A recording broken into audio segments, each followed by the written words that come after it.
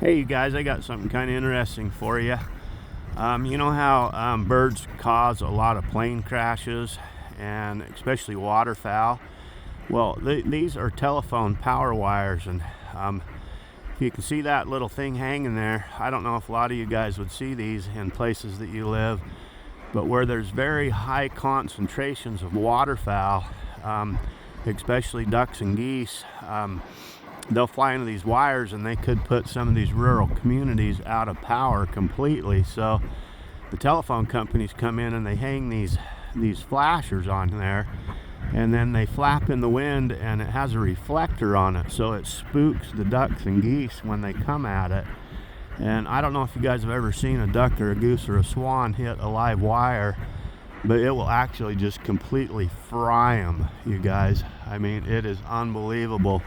They're dead instantly. And a lot of times if you get a goose that's say 20 pounds, or like a trumpeter swan that could be up to 30 pounds, if they hit one of these wires going 35-40 miles an hour, it could put a whole community out of power. And so those are reflectors that they put on them to keep the waterfowl off. And another thing here in the western United States that they have a big problem with is raccoons. And so I actually had my truck parked next to a pole at my old store, and I had a raccoon climb up the telephone pole and got electrocuted, and it started the raccoon on fire, and it dropped below my truck and started the grass on fire, and I didn't even know it was happening until the fire department pulled in. But so what they'll do, you guys, on these poles is they'll take, if you can imagine like an empty toilet paper roll or paper towel roll, and they will use aluminum and they'll put them around these poles, and they'll make them about 4 feet long so that the raccoons can't get their claws into these poles, so they can't hike up to the top and get electrocuted and shut the power off. And check it out, here's another reflector right here. Normally where you find these reflectors, the heaviest guys, is where there's water on both sides of the road, or if there's water, like down here there's water, so there could be a ton of waterfowl down here. And then there's the grain fields on the other side, which the waterfowl are transferring back and forth from the grain fields to the water. Or it could be a fact where there's water on both sides or grain fields on both sides, but that would make the waterfowl fly low, and so they could hit these wires. And I've seen it many times in my life to where the powers actually went out and it's killed the bird also.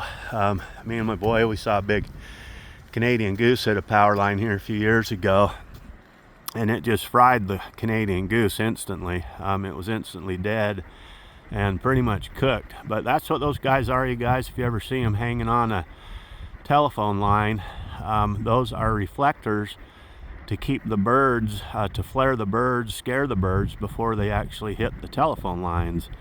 Anyway, just a little tidbit information for you guys. Kind of fun to think about some of that stuff. And birds cause a lot of damage, not only to airplanes crashing, but also to power outages around the world, especially where there's heavy flights and big numbers of waterfowl.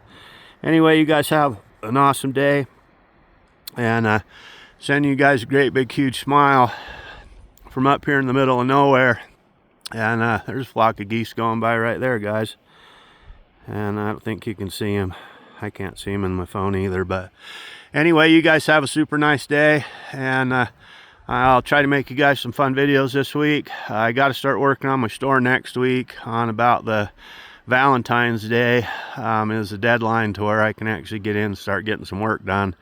So some of my videos might turn over to work videos at the store, guys, and I'll try to make you some fun ones doing some other stuff. But I got a whole bunch of work to do over there, so I'll probably be getting busy on that pretty soon, probably for a week or two. And then I'll get it slicked up and get it listed and hopefully for sale again. Anyway, have a good day, you guys. Okay, we'll see you guys. Bye-bye.